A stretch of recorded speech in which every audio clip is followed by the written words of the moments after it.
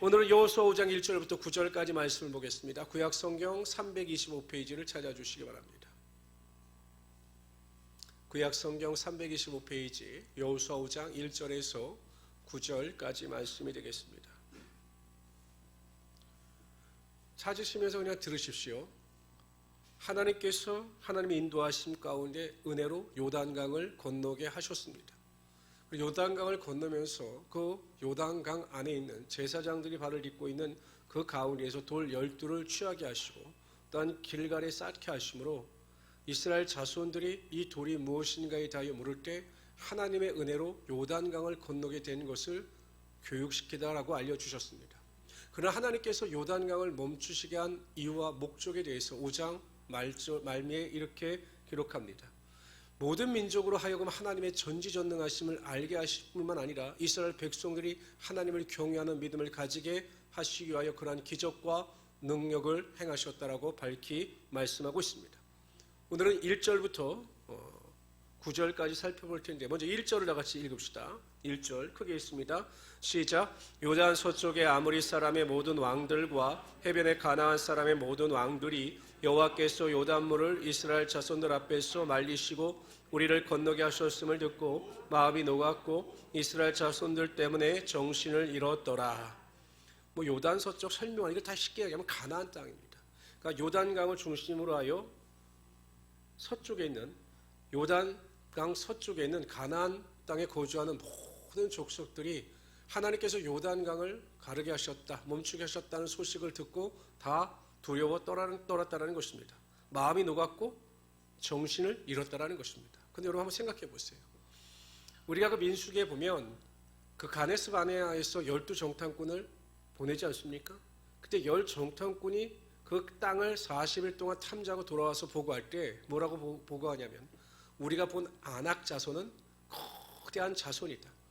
우리가 그와 비교해 보면 우리는 뭐와 같다고 이야기했습니까? 메뚜기와 같다라고 이야기했습니다. 그러니까 기골이 장대하고 또 성은 견고합니다. 그러니까 이스라엘과 비교할 때 강력한 힘을 가진 민족이었습니다.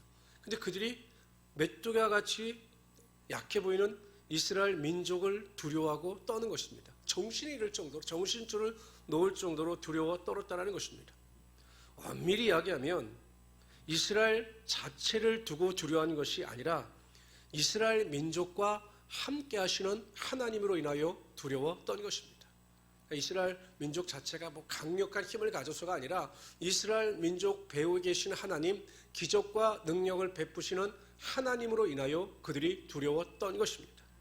로마서 8장 31절에 보면 그런즉 이 일에 대하여 우리가 무슨 말하리요? 만일 하나님이 우리를 위하시면 누가 우리를 대적하리요? 하나님께서 우리를 위하시고 하나님께서 우리와 함께하여 주셔서 우리에게 능력 주시고 지혜를 주시면 감히 우리를 이길 자가 없다라는 것입니다. 우리를 대적할 자가 없다라는 것입니다. 우리를 통해서 하나님의 능력이 나타나게 된다라는 것입니다. 1과 100은 어느 숫자가 큽니까? 1과 100은 100이 크죠? 1과 2는 2가 크죠? 의심하지 말고 그냥 생각나는 대로 말하시면 돼요. 2가 큽니다. 그러니까 1이라고 하는 숫자는 굉장히 작은 숫자예요. 물론 0이 있고 마이너스가 있지만 1 자체로 놓고 볼 때는 2라고 하는 숫자는 거의 이길 만한 숫자가 없습니다. 그러나 그 1이라고 하는 숫자에 플러스 무한대를 하면 1이 아니라 무한대가 되는 것입니다. 우리가 비록 연약하고 부족하고 많은 사람들과 비교하여 많은 연약함이 있다 할지라도 하나님께서 우리와 함께 하시면 우리가 능치 못할 일이 없게 되는 것입니다. 자꾸 우리가 우리 능력을 계산하니까 우리가 연약해 보이고 부족해 보이고 없어 보이지 하나님을 우리 인생 가운데 플러스 시키면 우리에게 능치 못할 일이 없으며 하나님의 권세와 능력으로 말미암아 우리가 모든 일에 넉넉히 승리하며 살아갈 수 있게 되는 것입니다. 그러니까 인생 가운데 하나님을 매일 플러스 하십시오. 하나님과 동행하시고 하나님의 지혜를 구하시고 하나님의 동행하심을 믿으면서 살아가시는 하나님의 귀한 성도들이 되시기를 주님의 이름으로 축원합니다. 우리 2절부터 9절까지 읽도록 하죠. 2절 제가 읽겠습니다. 이제 할례를 행합니다. 그때 여호와께서 여호수아에게 이르시되 너는 부싯돌로 칼을 만들어 이스라엘 자손들에게 다시 할례를 행하라 하시매 여호수아가 부싯돌로 칼을 만들어 할례산에서 이스라엘 자손들에게 할례를 행하니라. 여호수아가 할례를 시행한 까닭은 이것이니 애굽에서 나온 모든 백성 중 남자 곧 모든 군사는 애굽에서 나온 후 광야길에서 죽었는데 그 나온 백성은 다 할례를 받았으나 다만 애굽에서 나온 후 광야길에서 난 자는 할례를 받지 못하였습니다. 그러니까 지금은 출애굽 2세대들과 같이 가고 있는 것입니다. 이스라엘 자손들이 여호와의 음성을 청중하지 아니하므로 여호와께서 그들에게 대하여 맹세하사 그들의 조상들에게 맹세하여 우리에게 주리라고 하신 땅 곧 젖과 꿀이 흐르는 땅을 그들이 보지 못하게 하리라 하시매 애굽에서 나온 족속 곧 군사들이 다 멸절하기까지 40년 동안을 광야에서 헤매었더니 그들의 대를 잇게 하시니 자손에게 여호수아가 할례를 행하였으니 길에서는 그들에게 할례를 행하지 못하였으므로 할례 없는 자가 되었음이었더라. 또 모든 백성에게 할례 행하기를 마침에 백성이 진중 각 초소에 머물며 낫기를 기다릴 때에 여호와께서 여호수아에게 이르시되 내가 오늘 애굽의 수치를 너에게 떠나게 하였다 하였으므로 그곳 이름을 오늘까지 길갈이라 하니라. 길갈에 도착한 이스라엘 백성들에게 하나님께서 가장 먼저 요구하시는 것은 할례였습니다. 이 할례라고 하는 것은 육체 행하는 할례라고 하는 것은 하나님으로 인하여 구별된 백성, 하나님의 선민이라고 하는 것을 육체적으로 표시하는 행위였던 것입니다. 그러니까 그것을 인하여 하나님의 백성이다, 하나님의 자녀다라는 것을 표시하는 것, 표현하는 것이 육체적 할례였습니다. 그래서 이스라엘 민족 자체 유대인들이 굉장히 자랑스럽게 생각했던 것은 자신들은 하나님의 선민으로서 율법을 받았고 할례를 행했기 때문에 우리는 택함 받은 백성들이고 하나님께서는 절대로 우리를 버리지 아니하실 것이다 라고 생각을 했습니다. 그러나 이것이 잘못된 거죠. 이와 관련해서 사도 바울은 신약 시대에 넘어오면서 육체적 할례가 아니라 할례는 마음에 해야 한다라고 강조하고 있습니다. 다 같이 읽어봅시다. 시작. 대저 표면적 유대인이 아니요 표면적 육신의 할례가 아니라 오직 이면적 유대인이며 할례는 마음에 할지니라. 할례는 마음에 하라는 것입니다. 여러분 보통 우리가 육체의 할례를 할 때도 고통이라고 하는 것이 따릅니다. 한 일주일 동안 잘 움직이지를 못합니다. 우리가 마음에 할례를 한다고 하는 의미는 무엇입니까? 우리가 예수 그리스도께서 내 죄를 담당하시어 십자가에 달려 돌아가셨다라고 하는 그 복음의 진리 앞에서 애통하는 마음이 있어야 하는 것입니다. 그렇잖아요? 예수님께서 내 죄를 다 담당하시어 죄 없으신 분이 달려 돌아가셨다. 애매한 분이 전혀 죄가 없으신 분이 나 때문에 조롱과 멸시를 당하셨다. 라고 하는 그 일로 인하여 내 마음속에 애통하는 마음이 있어야 하는 것입니다. 그럴 때 우리가 진정한 회개를 통해서 하나님의 은혜에 감사하고 하나님 앞에 가까이 나갈 수 있게 되는 것입니다. 그런데 성도들이 너무 쉽게 마음으로 믿어 의에 이른다 라고 하여 또 입술로 고백하고 신하면 구원을 얻는다고 하여 구원에 대해서 너무 쉽게 생각하는 경우가 있습니다. 여러분 우리 시대야 내가 예수를 믿습니다 라고 하는 것이 어렵지 않아요. 그러니까 우리가 입으로 신하여 구원을 얻는다. 이게 지금 시대에는 야 이게 쉬운데 이게 뭐 이렇게 구원을 얻는데 뭐가 그렇게 어려운 일이라고 말씀하셨을까라고 생각하지만 성경이 복음서가 기록되어지는 시대로 돌아가면 여러분 생각해 보세요. 로마는 예수 믿는 사람들을 바로 체포해서 살해하거나 그 짐승의 밥으로 넘겨주었습니다. 많은 사람들 앞에서 내가 예수를 믿습니다 라고 고백하는 순간 순교의 현장으로 끌려가서 죽임을 당할지도 모르는 상황이었습니다. 누가 여러분 감히 예수를 믿는다라고 입으로 시인하겠습니까? 내가 입으로 예수를 믿는다라고 시인하는 것은 내 생명을 내어놓는 것과 똑같은데 지금 이 시대와는 너무 달라요. 그런데 사람들은 내가 예수를 믿습니다. 입술로 고백했기 때문에 당신에게 구원이 임했습니다 라고 말하는데 이 구원의 말씀에 대해서 좀 더 심도 있게 생각해야 한다는 것입니다. 정말 우리 마음에 애통하는 마음이 있어야 되는 것입니다. 정말 예수님께서 내 죄를 담당하시어 십자가에 달려 돌아가셨다. 그것을 생각할 때마다 마음속에 끓는 애통함을 통해서 예수 그리스도 앞에 감사하는 마음이 흘러넘칠 수 있어야 한다는 것입니다. 그렇잖아요. 우리를 대신하여 십자가에 달려 돌아가셨는데 정말 운전을 하다가 예수만 생각해도 눈물이 나야 할 정도로 우리의 감사함이 있어야 그 애통함이 있어야 온전한 구원의 은혜와 능력이 나타날 수밖에 없다는 것입니다. 이렇게 애통하는 자에게는 사도 바울과 같은 놀라운 경험이 나타나게 되어 있습니다. 심적인 변화가 나타나게 되어 있습니다.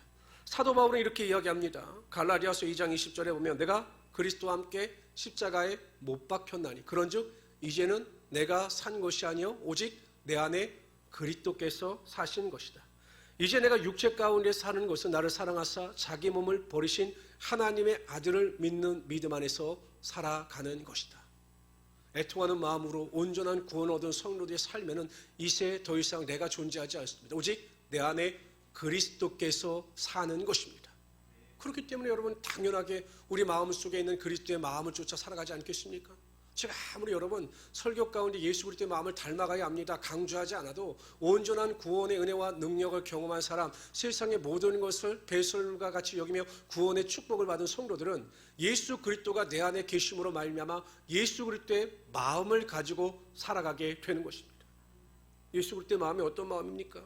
빌립보서 2장 5절 8절에 보면 너희 안에 이 마음을 품으라 곧 그리스도의 예수의 마음이니 그는 근본만 하나님의 본체시나 하나님과 동등됨을 취할 것으로 여기지 아니하시고 오히려 자기를 비워 종의 형체를 가져 사람들과 같이 되었고 사람의 모양으로 나타나셨음에 자기를 낮추시고 죽기까지 복종하셨으니 곧 십자가에서 죽으시니라. 예수 그리스도의 마음을 가지고 살아가는 자들에게는 두 가지 변화가 나타납니다. 첫째는 낮아짐입니다. 예수 그리스도께서 하나님과 동등됨을 취할 것으로 여기지 아니하시고 비천한 인간의 몸을 입고 이 땅에 오셨습니다. 스스로 자기 비하의 길을 걸어 가셨던 것입니다. 성도들은 하나님과 사람 앞에서 구원을 받아 항상 겸손한 마음을 가지고 살아가야 하는 것입니다. 오랫동안 감옥 생활을 하다가 사면을 받고 나오는 사람들에게 인터뷰를 하면 그 사면받은 사람들이 대부분 말하는 내용이 이런 내용입니다. 제가 죄인의 심정으로 죄에 대한 대가를 충분히 치르면서 살아가겠습니다. 국가와 민족을 섬기는 마음을 가지고 살아가겠습니다. 이런 말들을 많이 합니다. 여러분, 내가 내 죄를 인하여 죽을 수밖에 없었던 그러한 자였습니다. 그런데 하나님의 은혜로 말미암아 구원을 받아 하나님의 자녀가 되었다면 내가 무엇을 자랑할 것이 있고 내가 무엇을 내세울 것이 있겠습니까? 그렇잖아요. 우리가 누구를 판단할 수 있으며 누구를 정죄할 수 있겠습니까? 나도 여전히 죄인이었는데 하나님께서 나를 구원하여 주셔서 죄가 없다, 의롭다라고 칭하여 주심으로 말미암아 하나님의 자녀가 되었는데 우리가 무엇으로 다른 사람을 정죄하고 다른 사람의 믿음을 판단하고 다른 사람의 그 약점에 대해서 막 지적할 수 있겠느냐라는 것입니다. 할 수 없어요. 항상 겸손하고 낮아진 마음을 가지고 섬기며 정말 죽은 자와 같이 하나님의 영광을 바라보며 살아갈 수밖에 없는 성도, 그래서 겸손한 마음을 가지고 하나님의 영광을 쫓아 살아가는 성도가 될 수밖에 없다라는 것입니다. 교회 안에 겸손한 성도들이 많을수록 갈등이나 다툼은 없습니다. 서로 낮아지기 때문이죠. 그러나 높아지려고 할 때 교회 갈등과 분열이 나타날 수밖에 없는 것입니다. 성도 여러분, 어찌 보면 우리는 여전히 죄인입니다. 그러나 그 죄인이라고 하는 신분이 하나님으로 말미암아 죄가 사함받았을 뿐이지 여전히 하나님 앞에서 죄인일 수밖에 없는 것이 바로 우리들인 것입니다. 항상 겸손한 마음을 가지고 하나님과 사람 앞에 낮아짐 가운데 승리하며 살아갈 수 있는 하나님의 귀한 성도들이 되시기를 주님의 이름으로 축원합니다. 두 번째로요, 하나님의 말씀에 절대적으로 순종합니다. 예수님께서는 죽기까지 하나님의 말씀에 순종하셨습니다. 십자가에 달려 돌아가실 때까지 철저하게 하나님의 말씀에 복종하셨습니다. 구원을 받아 하나님의 자녀가 되고 내 안에 그리스도 예수를 모시고 살아가는 성도들은 매일 매 순간마다 하나님의 말씀에 절대적으로 순종합니다. 사도 바울이 다메섹으로 예수 믿는 사람들을 잡으러 가다가 예수님을 만납니다. 예수님께 묻습니다. 내가 무엇을 하리이까? 너는 다메섹으로 들어가라. 내가 네게 무엇을 할 것을 알려줄 사람을 보낼 것이다 라고 말씀하셨습니다. 그때 그 다메섹이라고 하는 도시에 아나니아라고 하는 제자가 살고 있었는데 하나님께서 그에게 나타나셔서 바울을 찾아가 안수하라 이렇게 말씀하십니다.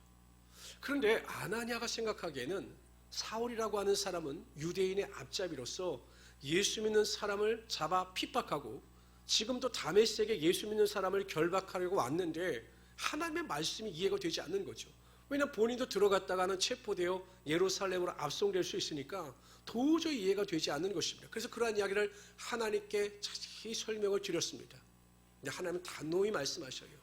이 사도 바울은 내가 이방인과 내 이름을 이방인과 또 임금들과 이스라엘 자손들에게 전하기 위하여 세운 내 그릇이다. 그러니 가라. 이렇게 명령하실 때 아나니아는 더 이상 자신의 생각이나 감정이나 판단을 주장하지 않고 그 다메섹 도상으로 들어가 사울을 만나 안수함으로 사울이 하나님의 길을 걸어갈 수 있는데 결정적인 역할을 하였던 것입니다. 우리가 이 세상을 살아갈 때 아무리 생각을 해봐도 내가 생각하는 것이 하나님께서 명령하시는 것보다 더 유익이 되고 더 옳은 길일 수 있다라고 하는 판단이 들 때가 있어요. 그러나 그 모든 것을 내려놓고 그럼에도 불구하고 하나님의 말씀에 순종할 때 하나님께서 더 큰 길을 열어주시며 우리의 삶에 하나님의 더 큰 권세와 능력이 나타나게 하여 주시는 것입니다. 사도 바울이 1차 선교 여행을 끝마치고 2차 선교 여행에 대한 자신의 나름대로 스케줄을 짜보니까 전했던 곳에 다시 복음을 전하면 훨씬 더 견고해 줄 수 있겠다라고 하는 판단이 들어서 소아시아에서 복음을 전하기를 원했습니다. 그런데 성령이 막으셔요. 자꾸 막으셔요. 그래도 고집하지 않아요. 그러니까 사도 바울이 위대한 것이 거기에 있는 것입니다. 하나님이 막으시면 자기 것을 주장하지 않아요. 그래서 결국 밀려서 갔을 때 여러분 그 사람의 환상을 통해서 하나님께서 그를 유럽으로 인도하셨고 또한 유럽 선교의 문을 열리는 하나님의 축복의 능력이 임하게 하여 주셨던 것입니다. 어떤 집사님이 그런 간증을 하시더라고요. 주말에 식당의 문을 열면 훨씬 더 많은 수익이 생길 수 있다. 그래서 주변 사람들도 주일날 식당의 문을 열어라 이렇게 이야기하는데 마음에 감동이 오지 않아서 주일날 식당을 닫고 주일날 온전히 하나님의 일에 봉사했는데 식당을 열었을 때보다 더 많은 수익을 주시더라는 것입니다. 인간이 생각하고 계획하는 길이 아무리 좋을지라도 그 발걸음을 인도하시는 분은 하나님이 되시는 것입니다. 그렇기 때문에 우리는 철저하게 제가 매일 강조하지만 내 생각과 내 뜻을 내려놓고 하나님의 뜻과 하나님의 생각을 물어야 합니다. 하나님 내 인생의 주인이 되어주셔서 내 인생을 이끌어 가시고 그 이끄심 가운데 분별하여 순종할 수 있는 제가 되게 하여 주시옵소서. 이러한 믿음을 가지고 승리할 수 있는 우리 성도들이 되시기를 주님의 이름으로 축원합니다. 한편 여러분 생각해 보세요. 이 할례를 행했습니다. 길갈에서. 이제 가나안 땅입니다. 그럼 일주일 동안 거의 움직이지도 못해요. 남성들은. 그때 갑자기 적군이 쳐들어오면 어떻게 될까요? 그냥 완전히 힘 한번 써보지 못하고 패할 수밖에 없을 것입니다. 그럼에도 불구하고 이스라엘 백성들은 하나님의 명령대로 할례를 행했습니다. 최악이 될지도 모르는 상황 가운데 그럼에도 불구하고 하나님의 말씀에 순종했습니다. 왜 그랬을까요?